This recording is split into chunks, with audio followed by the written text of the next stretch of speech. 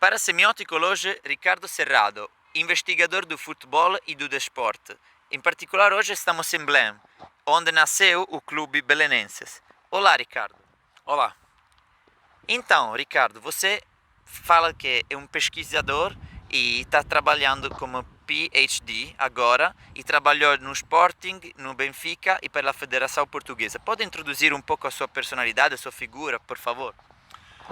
Olá, então, para ser objetivo, já tenho um PhD, já tenho um doutoramento, fiz um doutoramento sobre a história e a importância do desporto no século XX, o desporto contemporâneo, qual é o impacto e o papel que o desporto contemporâneo tem na sociedade. E neste momento estou a fazer um outro doutoramento em filosofia sobre a tomada de decisão no desporto, ou seja, interessa-me perceber a natureza da decisão no contexto desportivo. O que é que leva a um atleta a agir, o que é que está na base e na origem de uma decisão de um atleta que decide agir de certo modo.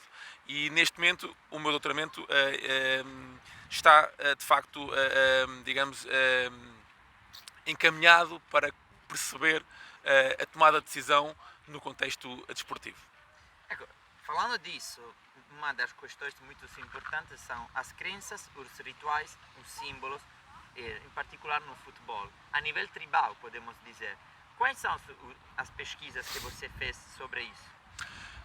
É uma questão interessante e muito pertinente, porque muitos autores e antropólogos consideram o futebol, o desporto, mas fundamentalmente o futebol, como uma modernização de rituais que nos acompanham há milhares de anos. Ou seja, há muitos antropólogos que defendem que aquilo que é intrínseco ao comportamento humano, à natureza humana, e que nos acompanha desde que o Homo sapiens surgiu, é refletido hoje em dia num campo de futebol, nomeadamente rituais de caça, rituais de tribo, rituais de pertença a um determinado grupo, são tudo comportamentos que caracterizam o Homo sapiens na sua origem e podem ser hoje em dia observados facilmente num campo de futebol, ou melhor, num estádio de futebol.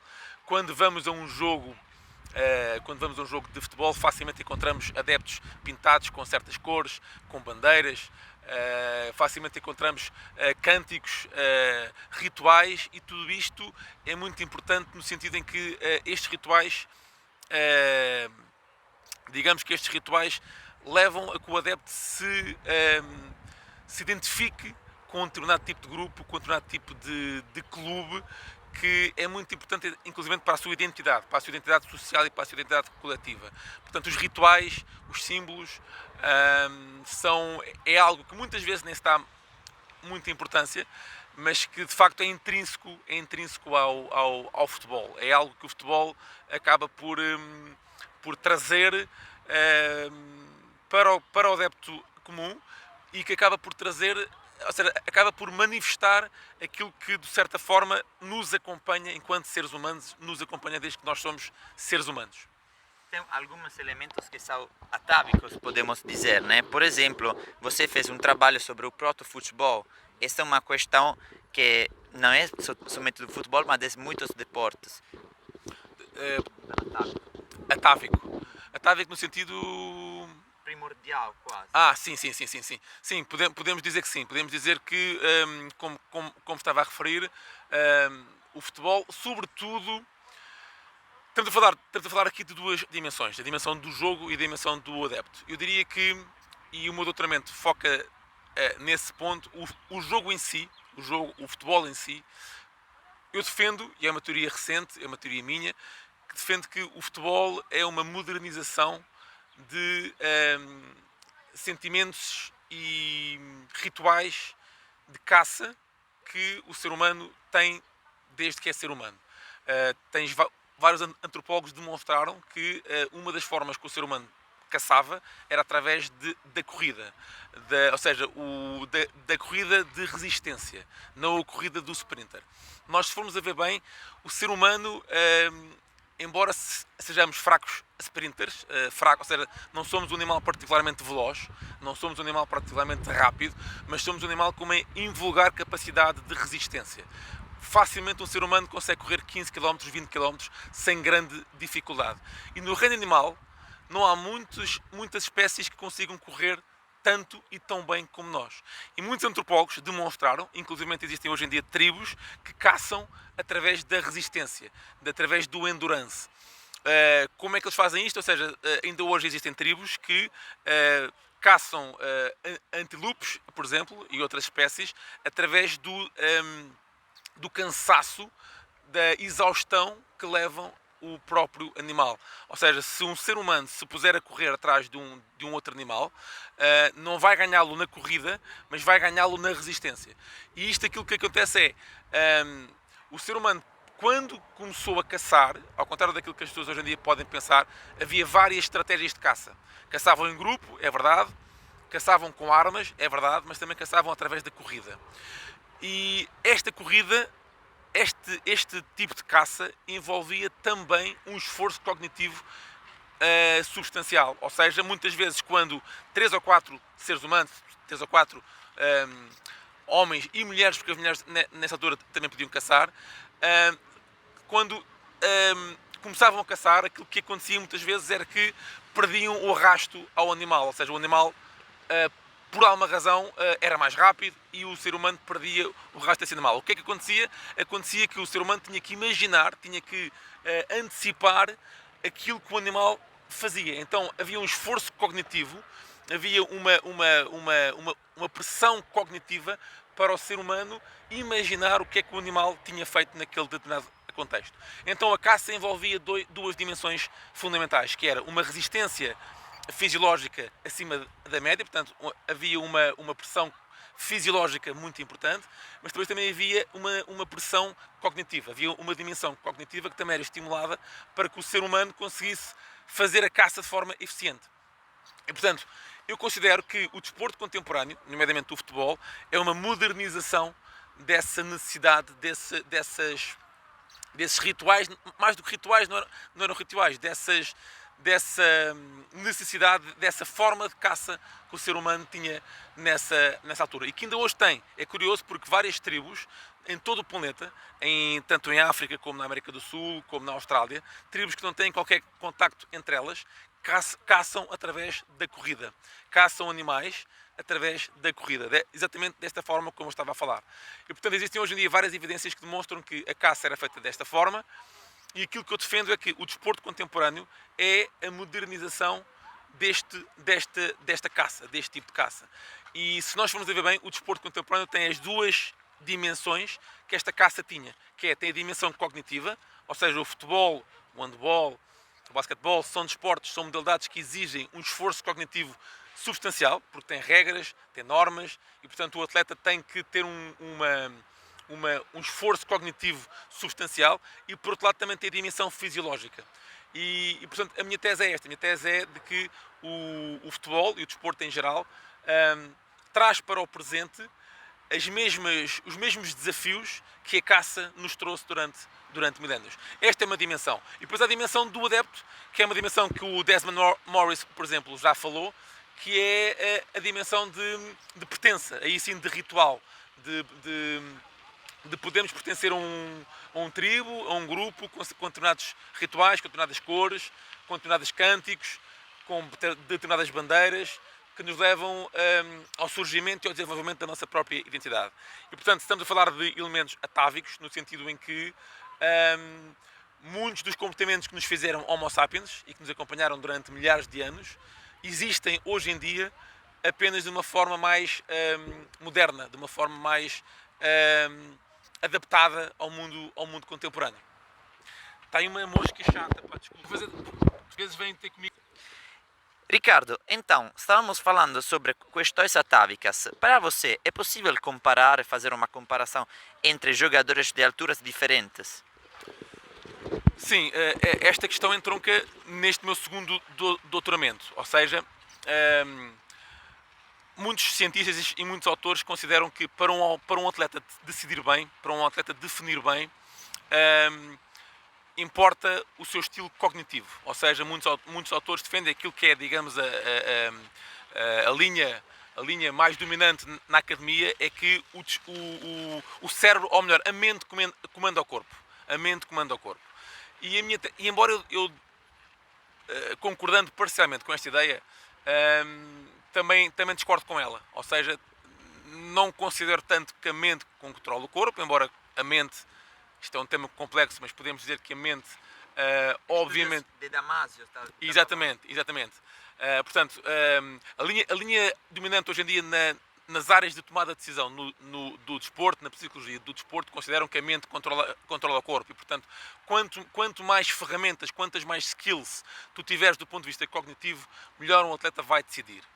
E, portanto, se treinares muito a parte cognitiva, tu vais decidir melhor. E muitos autores falam da importância da memória, da importância para a tomada de decisão, da memória e da própria capacidade de antecipação cognitiva que o atleta tem para decidir. Portanto, quanto melhor um atleta memorizar e antecipar os movimentos dos adversários e dos seus colegas, melhor vai decidir. Eu, não discordando totalmente desta teoria, parece-me que esta teoria é muito insuficiente. Ou seja, eu pergunto-me se não é o corpo a tomar a maior parte das decisões. Ou seja, eu pergunto se o corpo não tem uma importância fundamental na tomada de decisão. Como podemos comparar dois exemplos paradigmáticos de hoje em dia, Lionel Messi e Cristiano Ronaldo. Lionel Messi tem 1,69 m e tem um determinado tipo de jogo, e o Cristiano Ronaldo tem 1,87 m, se não me engano. E tem outro tipo de jogo, digamos assim. E a minha questão é, será que estes atletas, se treinarem do ponto de vista cognitivo, eles vão melhorar e vão mudar a sua forma de jogar? Será que eles vão ser mais eficientes? Claro que o aspecto cognitivo é fundamental. E claro que se qualquer atleta que vai trabalhar o aspecto cognitivo vai melhorar. Mas a minha questão é mais profunda do que esta. É saber se aquilo que jogam e a forma como decidem, se está ancorada nos seus processos cognitivos ou se está mais ancorada nos seus processos corporais, fisiológicos, digamos assim. E eu diria que esta minha segunda resposta é a mais correta. Ou seja, parece-me que Lionel Messi, por exemplo, tem o estilo de jogo que tem, ou seja, é um jogador mais ágil, mais criativo, um jogador mais imprevisível, precisamente porque é mais baixo, precisamente porque tem 1,79 m e precisamente porque o seu corpo tem um design, poderia dizer, fisiológico ou biológico ou morfológico, que vai decidir e vai contribuir para a sua decisão no próprio jogo. E portanto, não se pode falar em decisão, em tomada de decisão, não se pode nunca falar em estilo de jogo sem descurarmos, sem compreendermos o corpo. Ou melhor, nós nunca podemos compreender a forma como um determinado jogador pratica o seu jogo, a sua modalidade, descurando o corpo, descurando o design do corpo. A nível diferencial, podemos dizer, por exemplo, comparando o Cristiano Ronaldo com o Eusébio, né? Que também os jogadores tiveram um tamanho diferente naquela altura e, embora você falou que o ser humano mudou muitíssimo nos siglos, né? Então, é possível fazer uma comparação também entre épocas diferentes. É uma excelente pergunta. Sem dúvida. Ou seja, existem aqui duas dimensões. Existe aqui a dimensão que eu diria que é genética, em que o nosso corpo nasce com determinado design genético que nos vai influenciar e vai constrangir e vai condicionar a nossa tomada de decisão. Ou seja, Messi e Ronaldo, por exemplo, e Eusébio ou Maradona, nasceram com determinados corpos, com determinado design, com uma determinada design genético, se assim quisermos dizer. E isto vai influenciar determinantemente a decisão e a tomada de decisão no jogador. E, portanto, estes jogadores, nascessem em qualquer tipo de época, iriam estar sempre reféns do seu corpo. Mas existe uma outra dimensão, a dimensão contextual. Ou seja, o corpo também sofre pressões do ambiente e vai ser alterado pelo próprio ambiente. E, portanto, o Eusébio, nos anos 60, por exemplo, jogava em função das diretrizes do seu corpo, mas também jogava em função do seu contexto. E, portanto, o Eusébio, se jogasse hoje em dia, se eu jogasse em 2010 ou 2020, teria um rendimento diferente daquele que teria ou daquele que teve nos anos 60, porque o seu corpo iria estar exposto a um meio e a condições que nos anos 60 não tinha. E, portanto, comparar Ronaldo e Eusébio é possível de uma certa tipo de perspectiva, ou seja, podemos comparar Eusébio e Ronaldo do ponto de vista daquilo que é o seu talento, as suas habilidades, a sua qualidade, aquilo que os seus corpos lhe permitem fazer, mas por outro lado existe uma dimensão contextual, uma dimensão adquirida, que faz com que seja difícil essa comparação, porque se o Ronaldo jogasse nos anos 60, não jogava como joga hoje, e se o Eusébio jogasse hoje, não jogava como nos anos 60. Embora haja uma dimensão de cada um deles que seja genética, seja determinada. E aí sim, aí eu diria que se o Eusébio jogasse hoje, havia muito dele dos anos 60 que ainda hoje era claramente observado. Mas existe uma dimensão adquirida do ambiente que se o Eusébio jogasse hoje, já havia uma parte que seria muito diferente daquilo que era nos anos 60. Uma outra pergunta para você, Ricardo, é uma narração que é muito comum sobre o Salazar em relação ao Eusébio, sabe? O lusotropicalismo, a questão de Eusébio como uma figura para falar politicamente do colonialismo, né?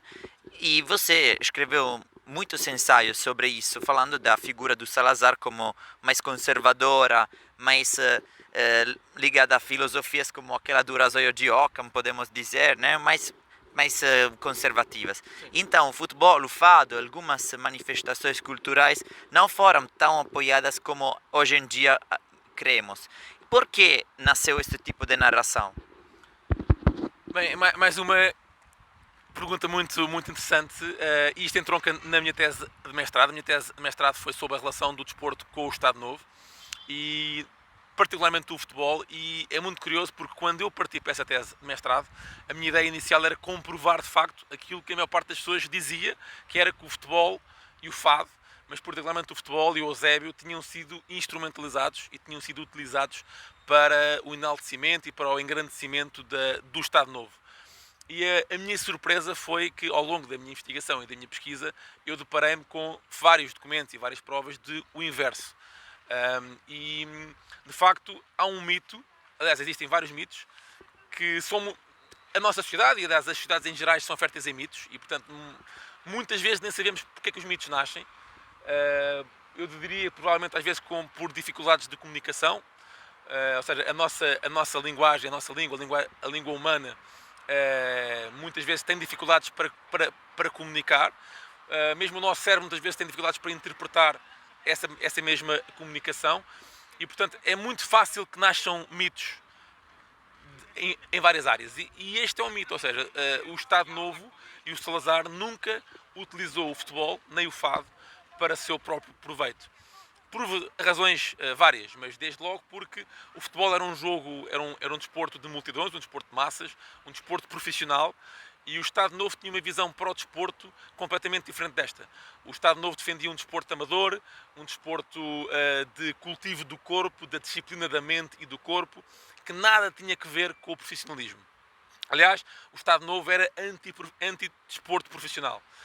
E o futebol era um desporto que facilmente se profissionalizava. Também no 66, depois do terceiro lugar. Exatamente. Portanto, há uma altura, nos anos 60, em que o Estado Novo tem que aprovar o profissionalismo no futebol e no boxe, porque eram dois desportos muito profissionais já, ou seja, eram desportos que facilmente tinham grandes receitas financeiras, e eram, portanto, dois desportos que já estavam amplamente profissionais. E o Estado Novo teve que aceitar a profissionalização desses desportos. No entanto, há sempre uma relação de tensão entre o Estado Novo e o desporto profissional. Ou seja, o Estado Novo, embora admitindo o profissionalismo no futebol, não o vai alimentar, não o vai aprovar, não o vai promover. Precisamente por isto, porque o desporto profissional, no âmbito do Estado Novo, deixava de ser desporto, desvirtuava a função primordial do desporto, que era o cultivo da mente e do corpo de uma forma amadora. O desporto profissional, de certa forma, o profissionalismo de certa forma corrompia o desporto. E o futebol era o desporto mais profissional que se poderia imaginar, não é? E por outro lado, o Estado Novo era um regime assente numa visão rural do país. E o futebol é um desporto de massas, é um desporto urbano, é um desporto que vai nascer e desenvolver, sobretudo junto de grandes cidades, de fábricas.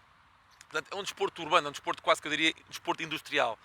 E o Estado Novo era um regime rural e, portanto, existia sempre essa tensão entre aquilo que o Estado Novo preconizava enquanto regime e aquilo que o futebol era enquanto desporto. Curiosamente, o Salazar também não gostava de fado, também é outro mito.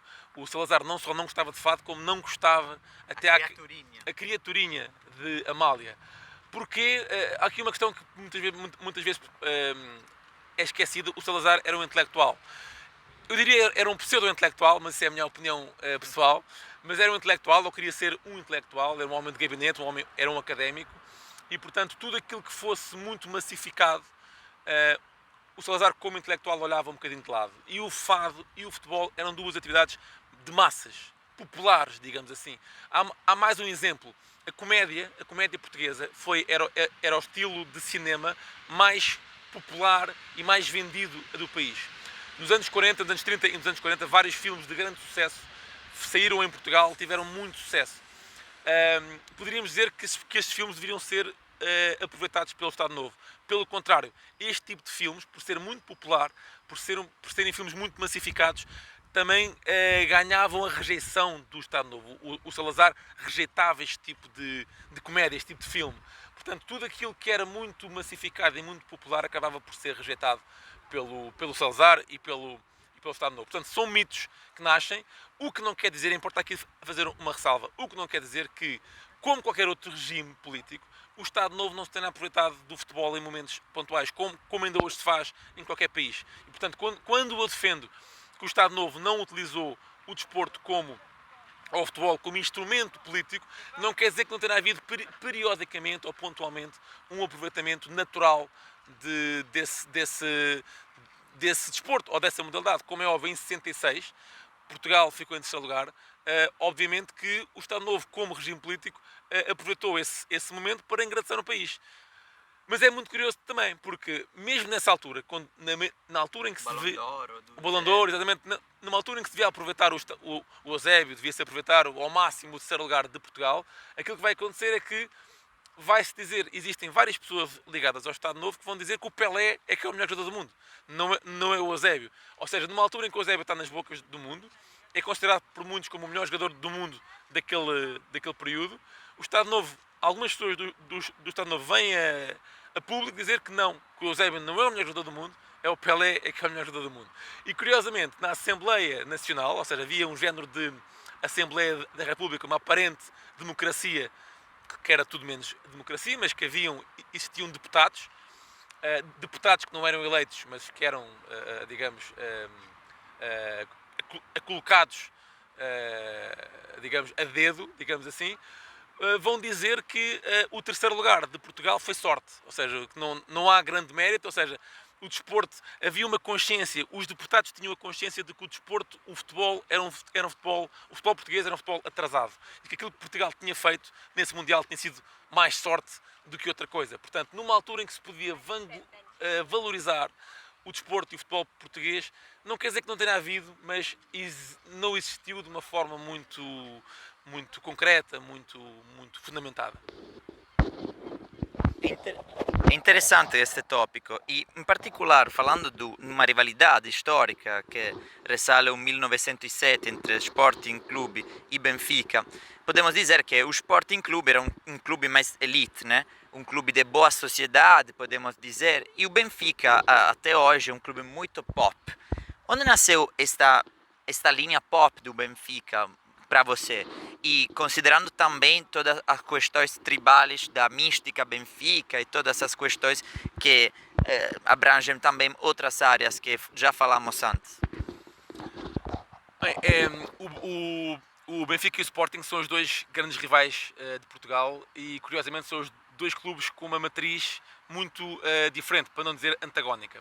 O Sporting é o clube que nasce nasce da vontade de um conjunto de nobres, de pessoas nobres, de condes, de viscondes, de criar um clube grande, de criar um clube com grandes condições, um clube que pudesse projetar o nome de Portugal a nível internacional. Portanto, é um clube que nasce com uma dimensão e com uma matriz que eu diria rica. É um clube que eu até diria que vai entroncar naquilo que é o clube ideal que comporta os valores ideais do desporto do início do século, em que o desporto deveria ser praticado por gentlemen, por pessoas letradas, por pessoas cultas. Na altura falava-se muito no sportsman, ainda não existia a palavra desportista, era o sportsman. E o sportsman era tudo aquilo que os fundadores do Sporting possuíam. Sim, exatamente. Portanto, o sportsman devia ser um homem letrado, culto, inteligente, cavalheiro, vivido, com posses económicas, com títulos, e o Sporting era tudo isto. O Benfica é tudo menos isto. O Benfica é um clube que nasce numa antagonia, digamos assim, destes valores.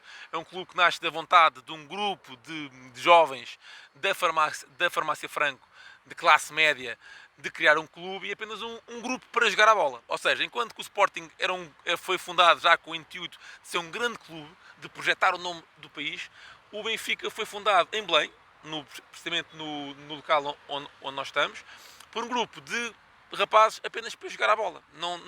Não tinham ambições de fazer um grande clube, apenas era um grupo apenas para darem uns chutes na bola de vez em quando. Acontece que Belém é o berço, eu diria que Belém é o berço do futebol. Ou seja, claro, em Cascais, há muita gente que fala em Cascais, porque foi o primeiro jogo em Portugal, o Continental foi em Cascais, é verdade, mas é em Belém que o futebol se projeta e é em Belém que o futebol se desenvolve.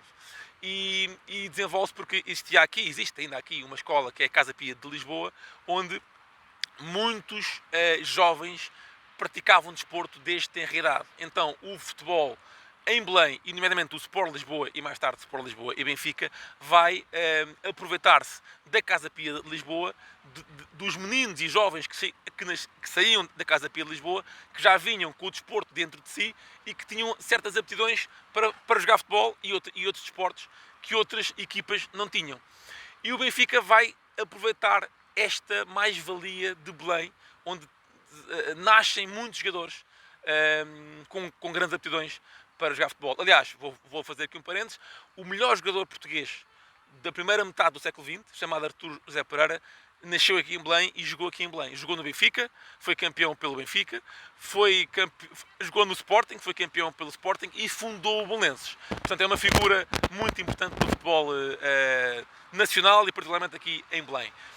O Benfica e o Sporting são rivais precisamente por isto, porque são dois clubes antagónicos, são dois clubes que nascem com duas matrizes diferentes, mas também porque, e particularmente porque, o Sporting, em 1907, numa altura em que quer se tornar o melhor clube de Lisboa e do país, vai recrutar os melhores jogadores ao Sport Lisboa. Na altura ainda não era Benfica, era Sport Lisboa apenas, só mais tarde é que é Sport Lisboa e Benfica, mas o Sport Lisboa tinha a melhor equipa de Lisboa, o Sporting tinha ambições de ser a melhor equipa de Lisboa. O que é que faz? Vai recrutar, vai cativar os melhores jogadores do Sport Lisboa para ir jogar para o Sporting. E isto não é que tenha sido uma grande fratura na altura, mas isto acabou por criar ali já uma pequena rivalidade entre o Sporting e o Benfica. Ou seja, o Sporting, ao recrutar os melhores jogadores do Sport Lisboa, que era o 11 do Sport Lisboa vai para o Sporting, a segunda equipa, a segunda categoria do Sport Lisboa sobe a primeira categoria